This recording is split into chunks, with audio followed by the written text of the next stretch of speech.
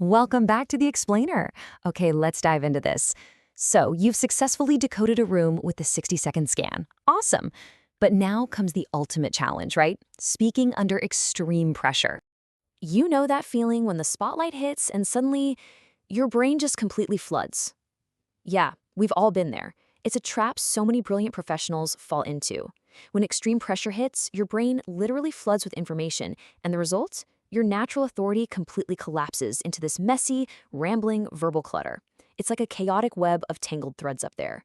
But here's why this is absolutely crucial to fix. When you over-explain, you're forcing your audience to work way too hard to decode your point. And guess what? If they have to work to understand you, they just stop listening. Period. Enter the solution. We're talking about the second pillar of the SAMVAD engine, articulate, or more specifically, cognitive fluency. Think of this as the structural art of perfectly packaging your thoughts under pressure. Listen, magnetic clarity is never, ever an accident. It's a highly structured process that lets you decouple your raw intelligence from the absolute chaos of the moment. You're basically taking that tangled web of panicked thoughts and snapping it into a razor-sharp geometric diamond. So how exactly do we build that structure? Let's take a look. Now, what's really interesting about this framework is that the COPE strategy was originally designed as a digital architecture framework, basically a way to separate raw code from visual formatting.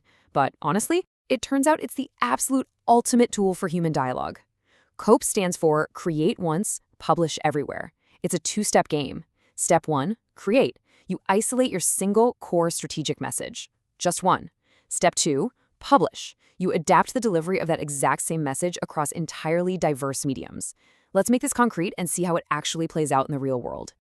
Picture this. You've got a brilliantly structured strategic idea. If you're dropping that idea to a Gen Z colleague on Slack, your core message has got to be brief, stripped completely of formal jargon, and digitally responsive, right? But what if you're taking that exact same core message to a baby boomer executive? Well, you repackage the whole shebang into a formal presentation using a highly practical analytical decision-making register. The intelligence, the core idea is exactly the same, but the packaging? It completely shifts to match those totally distinct generational communication styles. I really want to pause on this philosophy for a second because it's the absolute bedrock of cognitive fluency. You never change your truth. You simply adapt your frequency to ensure your message lands without friction. This is huge. Adapting your message to different mediums or generations doesn't mean you're compromising your integrity or watering down your core beliefs. No way. It just means you're a master of the medium. You're making sure the friction between your brilliant idea and their understanding drops to absolute zero. Section 2. The contrast principle, architecting the ask to secure a yes. So the crucial point is, articulating your thoughts clearly is really only half the battle. Your message must also be accepted. And this taps into a fascinating biological quirk of human neurology known as perceptual contrast. Think of phase 1 as the heavy weight. You start by dropping a massive, complex initial ask right onto the scales. The listener's brain instantly perceives this as an extreme demand, and shocker, it's likely declined. But here is where the magic happens. You immediately follow up with phase 2, the golden weight.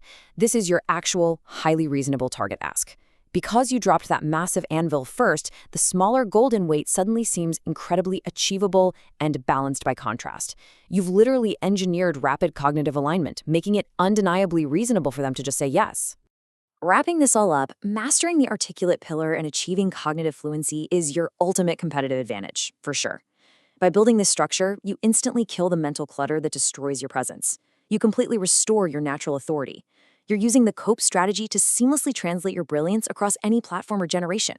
And you're leveraging perceptual contrast to make your requests seem like absolute no-brainers. Basically, you're transforming yourself from a chaotic flood of thoughts into a master communicator. But I want to leave you with one final provocative question. What happens when you finish speaking beautifully, the other person starts to reply, but your brain is already racing ahead to formulate your next argument? It's exhausting, right?